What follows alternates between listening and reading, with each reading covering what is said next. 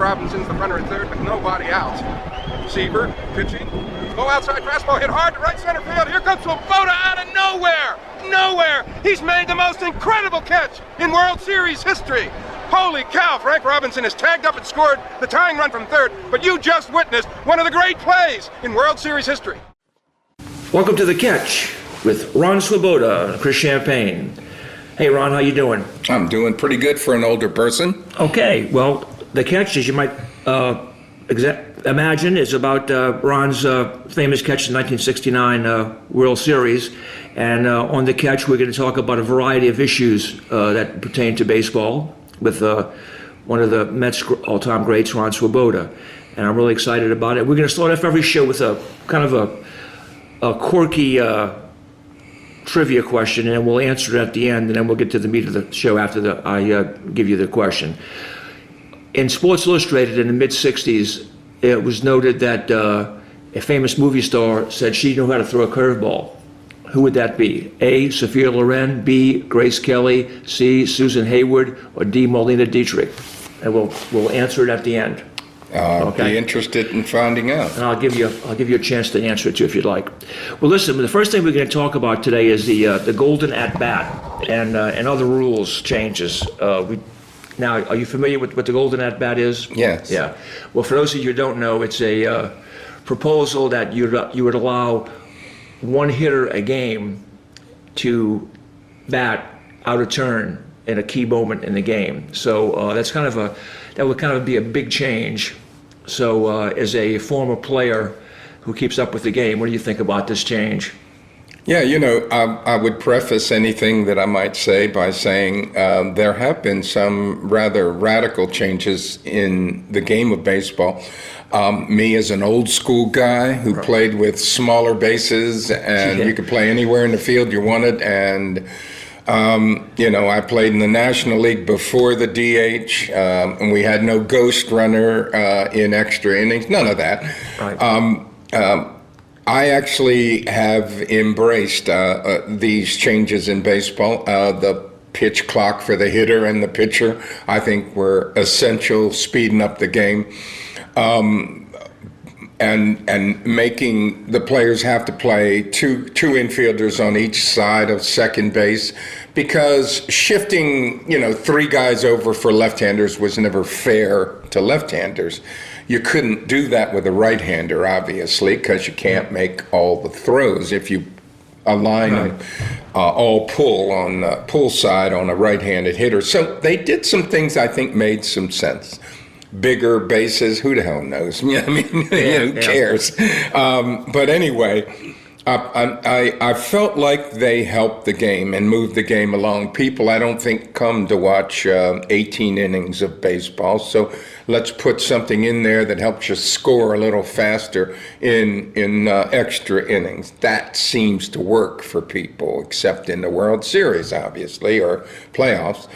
But you asked about the golden at-bat, right. And this sort of monkeys with the essence of baseball. When you get pinch hit for, you come out of the game, or if you get pinch run for, you come out of the game, you're out of the game. Right.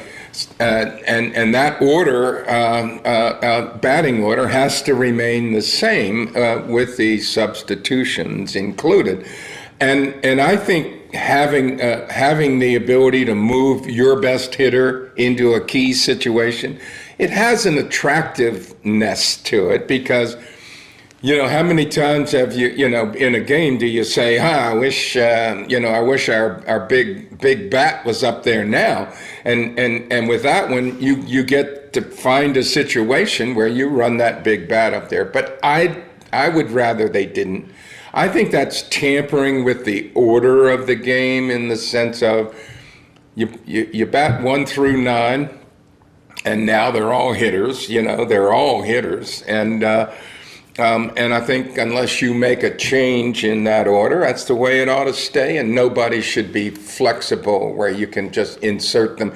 What could you do? Follow yourself up? In other words, you go up, you make an out, but you want him back up there for the next out, and you run him up there, and he bats 2 times in a row? Nah, come on. Well, I guess that's how it would be, yes. But Yeah, but I agree with you. I don't like it at all as a baseball fan. It's an interesting idea.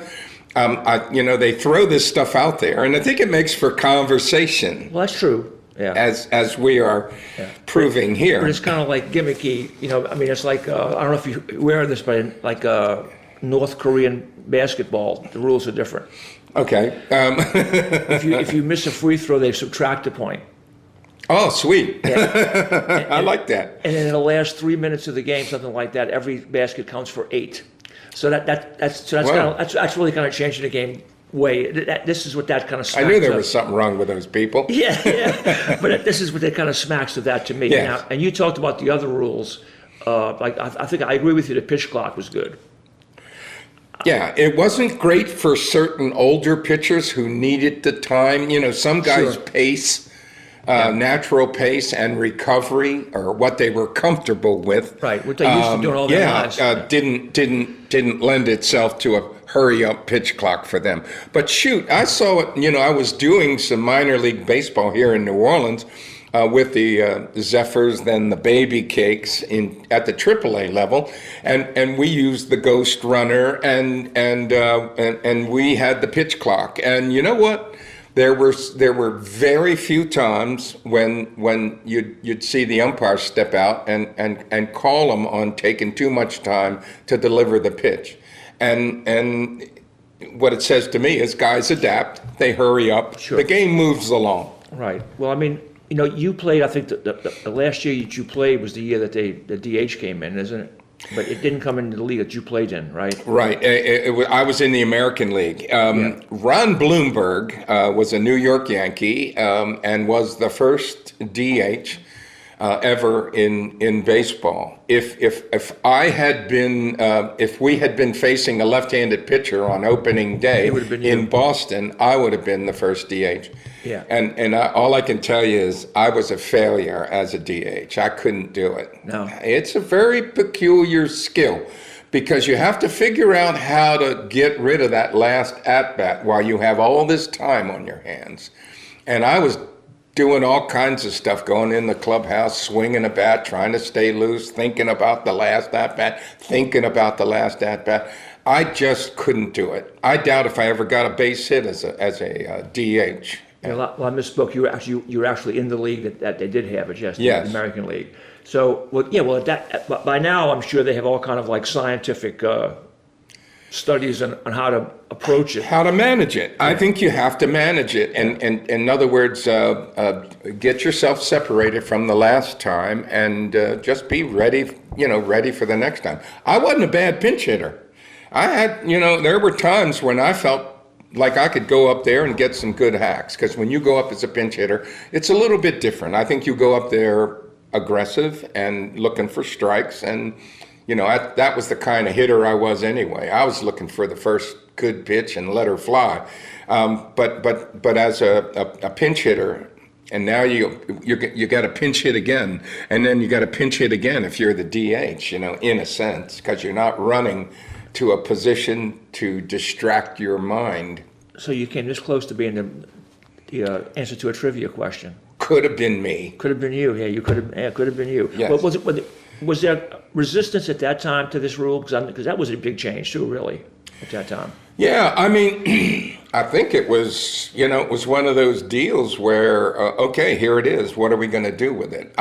I didn't like the way it changed the game, and in truth, it didn't help my career any, because I was like the 25th man on the roster, and when you use the DH, you don't need that 25th guy very often, because you're not pinch hitting late in the game for somebody as much. When you had the pitcher hitting for himself, there was always a slot for your extra men. You had more use for extra men.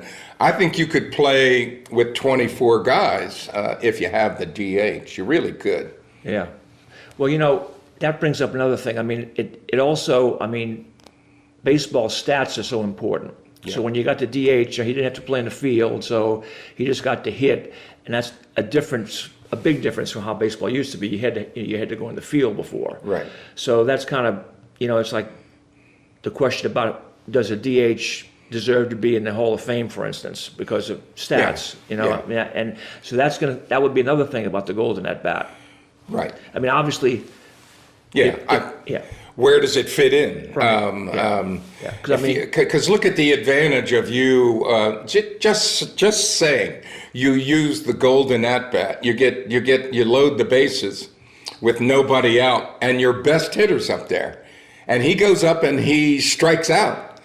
But you say, oh, I want him to hit again, so he gets to get another at bat against this pitcher right away. That to me distorts the game. And the whole idea of an at-bat. An at-bat is one time up, and you wait your turn. And I think that's a distortion. And I think so too. It's. Well, Barry Bonds, for instance, let's say when he was playing, he would have got 162 extra hits at bats, plate appearances. Yes. I mean, he might have hit 127 home runs.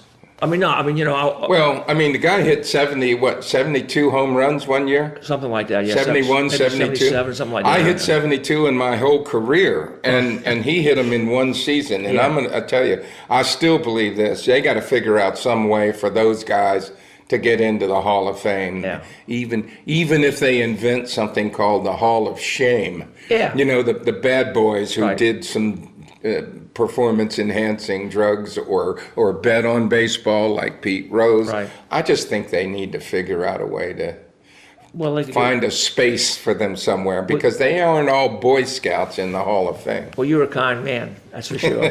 but they need to get Walgreens to put they could get them a Merc or somebody for a wing. But that would really distort the records. Because if you're a home run hitter, this is an example, you would get 100 extra at bats if you were the best player, like Soto, and you're probably going to hit 60 home runs. Well, here's the thing: do you just let them hit again, or do they pinch hit for the guy who would have hit? Well, my understanding is there's some tweaks to it as well. That you can only do it after the 7th inning. Right. You can only do it once. Right. And if you do it, you can't. I think you're out the game if you do it. So that would negate some of the at bat. Yeah, it gets too much complicated. Feels like they're monkeying with it a little bit, and I don't care for it. Like I said, I didn't care for a lot of the other things they did in baseball. The way they first handled the wild card, I didn't care for the way they did it. It seems to me now they've sort of figured out a better way to handle the wild cards. In other words, there is a penalty for being a wild card. There was a time when I thought the wild card team actually had an advantage, because now you get a win or go home. Win, you're in, and if you lose, you're out. Right. There's and you have to burn probably your best pitcher to get into the postseason party as the wild card. I like that. That's a penalty for him. Back when you came into the regular draw as the wild card, that wild card team had a little bit of an advantage, because they, think about it. The wild card team didn't have the best record, but they were playing hot.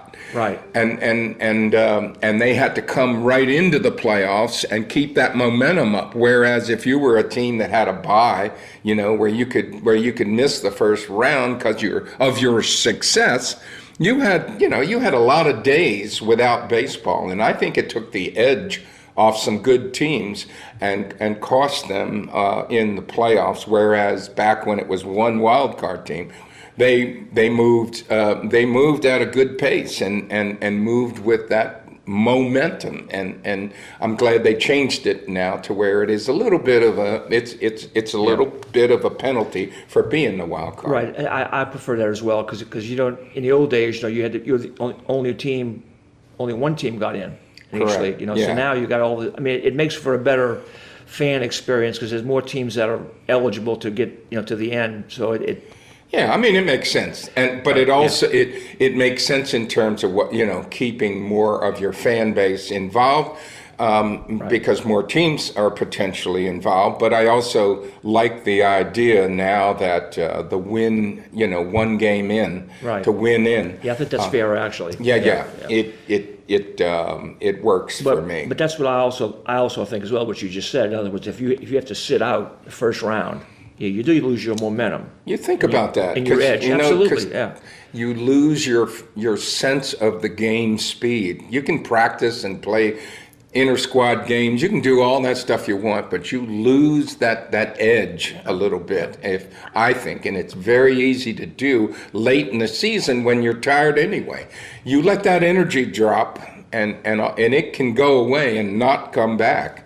Yeah, and the other team, when you have these multi-playoff teams, I mean, it's like you said before. You know, you have a 3-game series and a 5 or 7. It changes over time, but it does end up where your best pitcher doesn't get to start the World Series, Right? because you have to get there, and that's a big difference as well in many cases. Because in the old, when there was only 2 teams, often you'd have these aces. They'd win 3 games. Not often, but sometimes they would win the whole three games in the Right. series. Way back when. Yeah. Yes. But now, unless you're Way the back when. Dodgers, that layoff can be a problem. Oh, yeah, Unless God, you were oh. the Oh, man. 2024 Dodgers, and nothing was going to stop you. Well, I'll tell you, but in the last couple of days, I mean, the Dodgers. I mean, this is a little bit off the subject of the Golden at bat, but I mean, they signed that Japanese pitcher. They You signed. knew he was going to sign with them. And Yeah. they signed another pitcher, I think, also. So I mean, it's like it's kind Yeah, of they getting got out a of relief hand. pitcher, Yeah. Todd. What the heck? I forget. And I think they also They're doing good. they also signed Snell, but I mean it's because they spend a whole lot more money. They didn't get weaker, that's for sure. The Dodgers, No. defending their title, should be a better team than they were last year. Right, and I mean, But we'll see. yeah, I guess that's true. 162 games is a long haul. Right. Yeah, but you think they'll ever change that and shorten it? I hope not. Yeah, well, I hope not like too, it. but, I like yeah. the idea that it's a long race, that it's Yeah. a endurance race. It really is. Well, the game seems to be it's not as popular, I think, as when we were kids, but Right. But it's still very popular, especially in the towns where they have the teams. It's a big deal, I think, in every place where they have a team. And the other thing when you start trying to compute what they pay players today and whatnot, is the fact that baseball now markets and is followed internationally. It's an international game, and you think about that. Oh, yeah. Those Japanese players playing for LA, they're selling a lot of Dodgers gear in the Far East for sure, and Right. that's dollar flow, and that's how you can pay those big boys a lot of money. Well, that's one of the reasons why they probably won't ever shorten it because Yeah. of the revenue and for everything sure. involved. Now, getting back to the rules here just for a second, you talked about what you thought about some of those new rules. I really don't like that ghost runner thing. I mean, I can see it, in the minor leagues, but people don't want to have to be there for 17 hours. But it doesn't really happen that often. And I mean, of course, they don't do it in the series. There was that game with the Red Sox a couple of years ago. I think won 18 Right. innings, and I remember I didn't have the game on cable, so I had to go to a bar and watch it. So I just stopped in. Oh, darn. And I was there forever. Okay, which is good, but I like that. I mean, as a baseball fan, I kind of wanted it to keep going. But some people want to go home, but I wanted it to keep going. Well, I've always been like that. You get a good game going. I always felt like it was free baseball. I used Right. to broadcast Yeah. with a guy named Tim Grubbs here in Yeah, sure. New Orleans. He's now the play-by-play guy for a AA team in Wichita, and that would be his comment going into extra innings. Okay, free baseball. Right. Yeah. Well, that's true. I mean, it's you said that they use some of these rules at the games that you broadcast. The ghost runner and Yes. did they have the big bases too? I believe they did, but I'm not 100% Okay. sure. I'm not too wild about that one either, because I mean, obviously they did it for a reason. They made it easier to steal a base. It gives you a couple more inches with your hand Yeah. outstretched in the mitten, in the oven mitten glove to touch the base. But baseball's a game of inches, remember? Okay. Well, Now it's more inches. Now it's a so game of maybe more you should inches. have an extension on that oven mitt that you wear on your hand, so your hand is actually longer. Then Well- you push it out a little bit so you get it down. I mean, what? Well, sure. You realize what we're talking about here? Well, I know. That's what I'm saying. I mean, it's like, well, what this brings to mind. Since we have some time here, I don't want to get you in any trouble, but what do you think about Mr. Manfred as a commissioner generally? Well, I think I have to feel like, on balance, that the game the game has come along under Manfred. I didn't always love it, and I can remember at times when some of these things were being talked about, the changes that I didn't like. Right. I'll quote myself here. I said, I think he likes being commissioner of baseball more than he likes baseball, you know? Right. Now that, you know, but I also think he's got other things to worry about. And if you think about it, labor problems have, you know, with the kind of money they're paying nowadays and with the money they can draw on, although no one ever sees the books, there's been virtually nothing in the way of labor problems in baseball under Manfred. I mean, that's because he's had money to give. Yeah. Well, I mean, I guess everybody makes $1 million if you're up there now, pretty much. Well, you realize you're talking to a guy who played his rookie year in New York City for $7,500 in 1965. $7,500. Yeah. Now that $7,500 is maybe $70,000-$80,000 today, but maybe. Now you play in the big leagues, it's 10 times it's not what that money was worth. Right. You know? It's $800,000 is like the minimum. Yeah, if you can't extrapolate the money. I mean, you can to some degree, but it's not the same at all. It's a whole different universe of reality. I mean, you know, because it's life-changing money for most people. I can't add that high. I mean, it boggles my mind. So, and I do like the idea that in the end, in baseball, whether it's $30 million pitcher pitching to a measly little $800,000 rookie, at home plate, you know what? You still got a chance to get them, and it's still about the game. And it's still about fundamentals, you know. The game is still about fundamentals. The team that, like last year when you saw the Yankees just collapsed in an inning in the World Series against the Dodgers where they made, 2 or 3 little league mistakes. Right. Drop a fly ball, a real good outfielder drops a fly ball, the shortstop makes a bad play, and next thing you know, I think you lost the ball game. The most egregious one, as I recall, was when the pitcher didn't cover first base. He looked at the first baseman, and the first baseman looked at him. That was really, I thought, terrible. Well, that's to me is that's a little league or high school mistake. I would say high school mistake. I mean, I wonder about now that they make so much money. I mean, how the dynamic has changed, about how much they practice. And how much they hold them to these fundamentals. You spend a lot of time in spring training doing that. I don't know how much time during the regular season now they do pitchers fielding practice, PFP. Yeah. But they spend a lot of time on it in spring training. But you gotta know that if that ground ball goes to the right side and you're the pitcher, you've got to go. Absolutely. You got to at least start in that direction, because if you don't start on time, it doesn't matter anymore. Too late, yeah. I used to pitch when we did softball here in New Orleans, and because we do it different here, we throw it overhand softball here. And I used to like it when I had to do that, to go to first, I mean, that was because you got to move, like an athletic thing, so just standing there, Oh, yeah. But that was astounding to me that he did that. I think he had a brain fart is all it was. I guess so, yeah. He assumed that the first baseman could beat that guy to the base, and he didn't know where the first baseman was. And that was like his, you're in the middle of a World Series.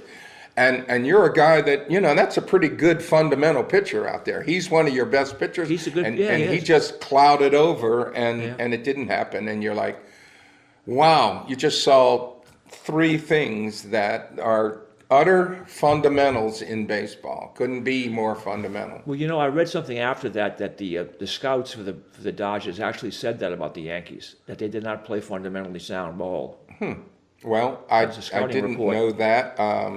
I mean, you didn't see a lot of other stuff, No, but I mean, that's after the fact. You can say anything, but I read that about a week or 2 later that they had said that. When you fail like they failed in that inning, in those 3 instances, you certainly grouped your fundamental breakdowns in a bad way. Well, we're going to get to our trivia question in a second, but we've got about 5 more minutes. Are there any rules that did you ever thought of that they might change? I know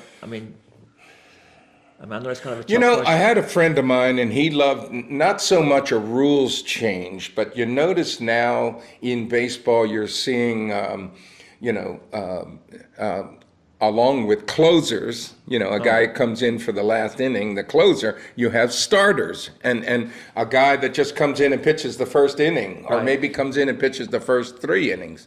Well, building on that sort of thought, my friend, who thinks about these things.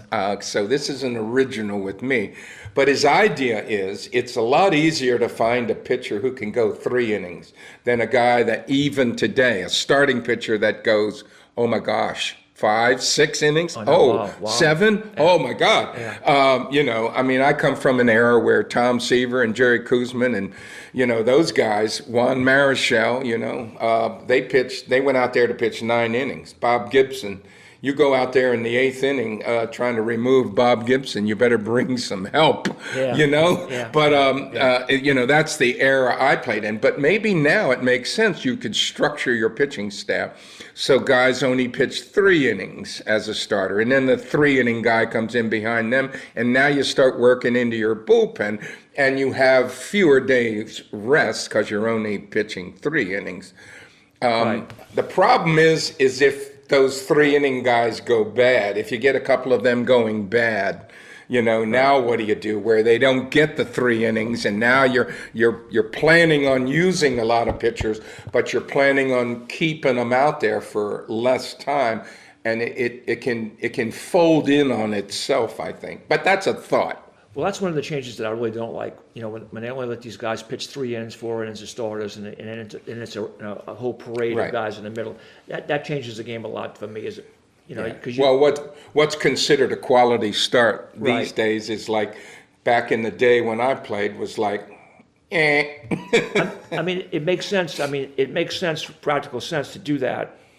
Just use a bunch of pitchers. It's easier than finding a guy that can go 7 or 8 innings every 4 days, every 5 days. It's a harder find for sure. In fact, one of the rule changes I saw was that they were going to mandate that starters pitch 6 innings. But I'm thinking to myself, well, if the guy's having a bad day, it might be 46-2 before you get him out. You know what I mean? So it's some of these rules, they bring other questions into And but I've often thought that that if you when I used to play Stratomatic baseball, you know what that is? Yeah. I used to play Stratomatic baseball. I'm thinking, well, hell, why don't I just put 4 relief pitchers in? Because they have lower ERAs than everybody. Right. So it was a thought that even at that level that you would have before. Well, let me get to the trivia question here. The trivia question was in Sports Illustrated. Back in the middle 60s, they used to have this thing called the scoreboard, or people in places, and they used to have those little tidbits of things. Right. So the question was, a movie star said that she knew how to throw a curveball. It was A, Sophia Loren, B, Grace Kelly, C, I think Susan Hayward, and D, Marlene Dietrich. You want to take a shot? Well, they all had curves, but it wasn't related to baseball. But no, I didn't know. I would. Sophia Loren is Italian, and Marlene Dietrich is German, I believe. Right. It's got to be the other one, doesn't it? Well, logically, that's one way to look at it. But there was also something that happened during in American history or in world history that brought Americans someplace else, and that was World War II. Yes. Sophia Loren said she learned how to throw a curveball from GIs in Italy during World War II. I'll be darned. Yeah. I'll be darned. That's it. Now, that's a good get. That's a good one. Yeah, and then there's a Italian baseball league.